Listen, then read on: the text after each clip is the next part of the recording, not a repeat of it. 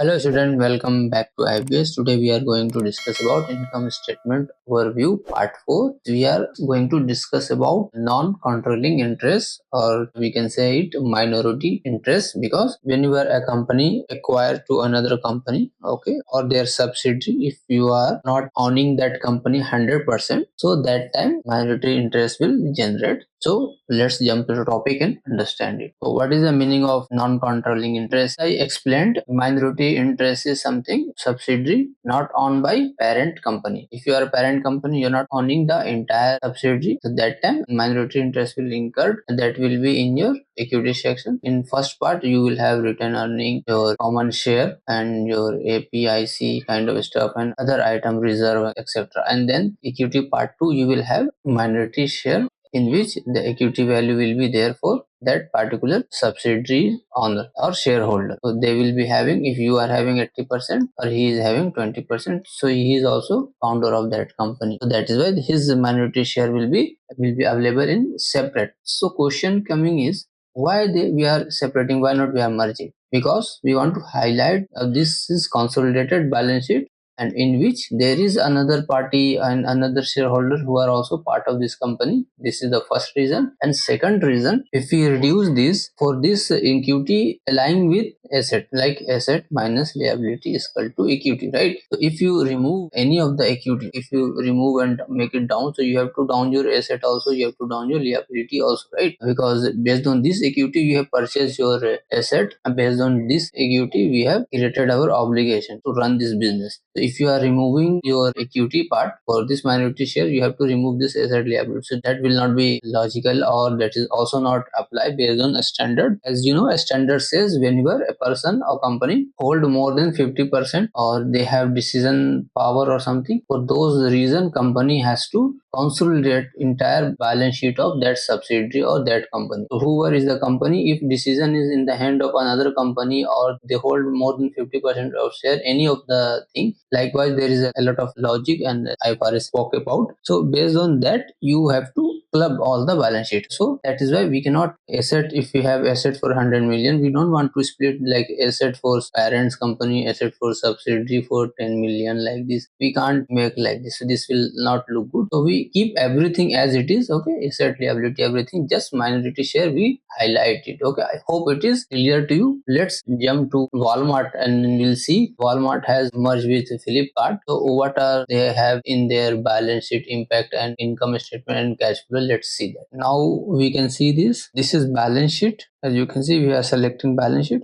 In balance sheet we will directly go to equity section. In the equity there is a lot of capital, additional paid in capital, return earning, everything is there. If you club all together, even you club all the stock equity holder, equity will have two parts. One is stockholder equity and another is minority share. If you club together these two lines, you will have total equity, as I said earlier. Okay, this is the part of your minority interest of the company who is holding the equity, or the person, whoever it is, the investor of your company. Likewise, you can see it has been started from 2021, maybe before than that, I don't know, but it is keep on growing or maybe reducing. Whenever you pay to your minority interest as a dividend or something, so your overall equity will also reduce, and this one will also reduce similar percentage, because dividend normally, if we decided to pay from our earning, we want to pay 50% to our dividend, so 50% will be divided equal percentage, whatever percentage this minority share and the equity holder of this company hold. Okay, accordingly the percentage will be divided. So that is why you can see this one earlier, this was around 91,000 CR was their total equity, now it has been reduced. So similarly you can see this percentage has also increased. If you want, you can make the calculation and check how much percentage this dropped down and how much percentage this two has dropped down. So but my point is, just wanted to show you in balance sheet, in minority share, where it exists in under the equity a separate line. Okay, income statement, in normal income statement you will not get, but in consolidated income statement you might get minority share. Let me see if it is available or not. Yeah, minority interest. In net income, after net income will be splitted between minority interest and total earning. As you can see, this is the total 13,940, and this has been splitted into these two, and then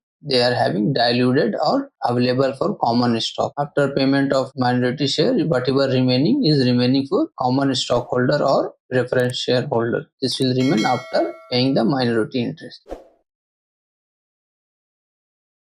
So this is the diluted, and after considering the minority interest is, as you can see, these two are considering. Okay, I have no idea why it is showing minus and positive. Just highlighting you it is available in consolidated. If we want to see if it is available in cash flow or not, this is the cash flow of Walmart, same period 2021 to 24. It will be coming dividend paid for non-controlling interest. Non-controlling interest is your minority share. They are keep on paying. They are paying dividend. They are also paying the dividend to their common stock. Okay, so total payment and also purchase of non-controlling interest. So maybe these two time they have purchased non-controlling interest, so maybe their interest, non-controlling interest part is reducing in balance sheet. As you can see, this year it is 2024, it is decrease, right? Why they are decreasing? Because they are purchasing their minority interest. So first part, they paid the dividend as much they are paying to themselves for common stock, they are paying, and apart from this they are also paying extra cash for them to buy their equity share. Okay, so this is how it normally works. Or when company buy their treasury stock, that will also they have to pay cash. Okay, sale of subsidiary stock, they are selling their subsidiary stock, that is also coming into your investing activity. So if you see all these things, that will help you to understand more about cash flow. When we will jump to cash flow, that time we will learn more about this. So now we'll understand other thing. What are the thing has been mentioned here? Consolidation, when a parent company controls subsidiary does not own 100%,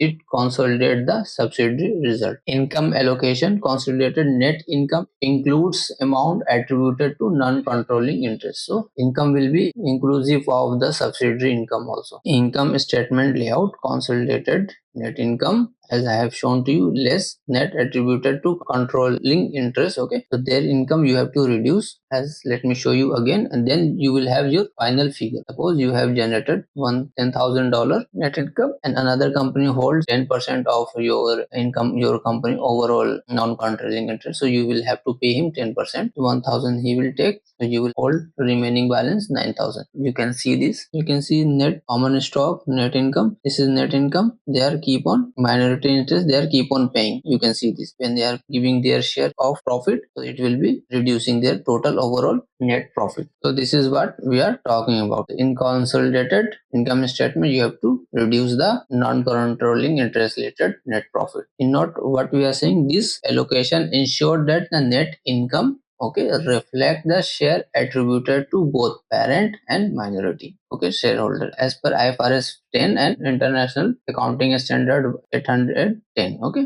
so this is the rule. Use of income. Okay, now we are going to learn a few things about use of income statement. So what is the actually the use of our income statement? So we need to evaluate past performance, analyze the past performance and compare it with competitor. Whatever your, as per revenue, expense, whatever the amount is coming, or maybe 2023, you can check with your industry, you can check with your competitor what is the amount they are getting. In common size we will learn more detail. These are in the amount. If it is coming, if your company hold 1% of market share, so you may be generating 1000k and your competitor holds 50% of market share, so he may be generating 5 million, whatever it is. So comparison between this is not possible, only possible in case if you convert this into percentage. If you convert this also into percentage, so then percentage versus percentage, if you check, you will get more clarity how many percentage they are having cost of goods, what percentage their gross profit. So that is why common size are being used. So income statement help to evaluate performance with your competitor industry, okay, and market,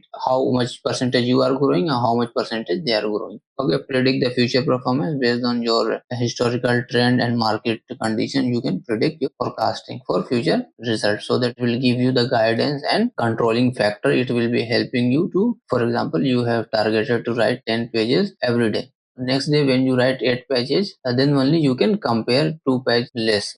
But if you have not set any target, you write 8 pages, you write 9 pages, you will not be able to say whether you have did the good job or you did the bad job or whatever. How will you say when you have nothing to compare? So that is why forecasting for future financial result. This is our future prediction. Based on that, we are comparing our actual result and we are checking whether we are going right direction or not, what we have planned. Assessing risk also, this will help you to evaluate risk, uncertainty, and achieve the future cash flow. For cash inflow and cash outflow, we normally prepare through forecasting so that we can easily monitor how much cash to be given to which BU, which department, and for what purpose we are giving. In return, what they are giving us back, how much they are going to generate revenue. So everything will be calculated, so nobody can ask you for high cash, okay, because everything is being calculated, everything is being monitored. These are the benefit of income statement. Okay, so we are done for the day. We'll see you into the next session. Thank you very much. Stay tuned.